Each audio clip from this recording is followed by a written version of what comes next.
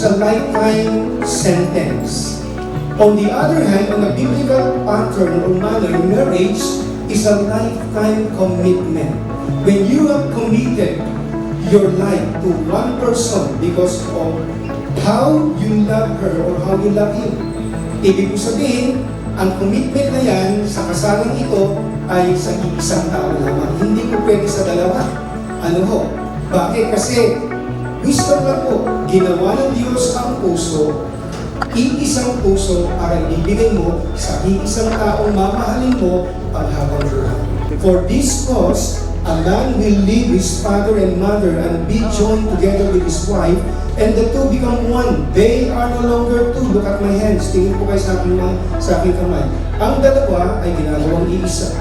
The two become one. They are no longer two, but one flesh. Therefore, what God joined together, no one separate them.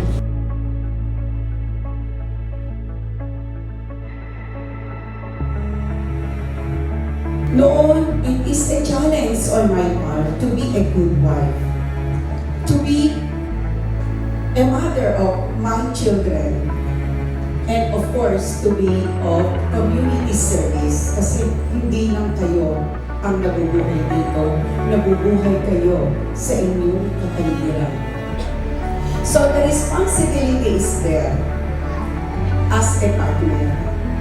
Ang mga babae, alamin ng ating responsibilidad tulad ng aking naramdaman.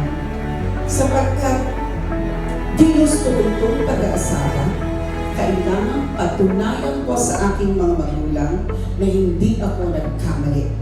Na ang pinili ko na magiging kasama ko sa habang buhay ay ito. Meron mang weakness o kabilaan o meron mang kalakasan. So, ang naging asawa ko noon ay hindi mayaman. Hindi tapos ang pag-aaral. Ako tapos na.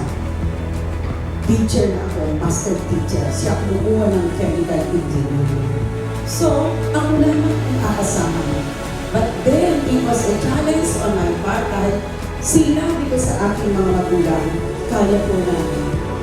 At yung aking husband, ang sabi niya, kakawin mo ito, pinili no matter what. So, hindi pinipili ang estado ng inyong buhay.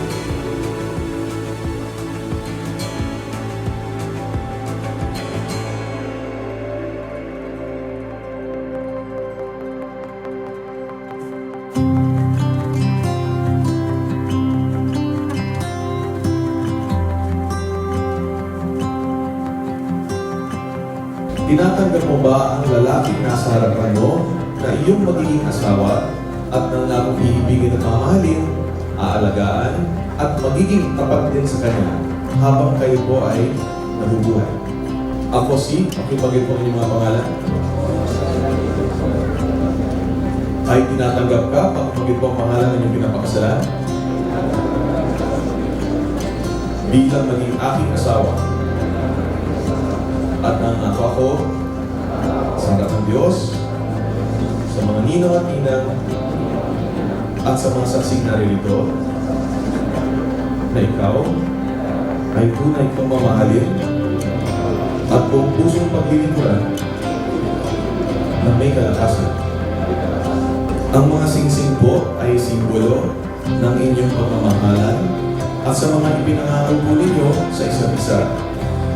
Ang mga singsing rin po ay nagsisimbolo ng inyong walang hanggang katapatan at pagkalinga sa isa't isa.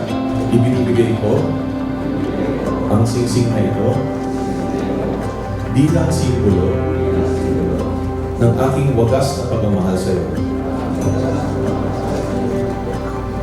Kung tinatanggap ng mga rights, maaaring yung mga sa sa kapangyarihang iginawad sa akin ng batas ng Republika ng Pilipinas, iginagawad ko po sa inyo at aking pinahayag. Mula ngayon, kayo po ay mag-asawa na. At sa pangako namin pagkakaroon bilang mag-asawa, maaari niyo pong halikan ang inyong may bahay.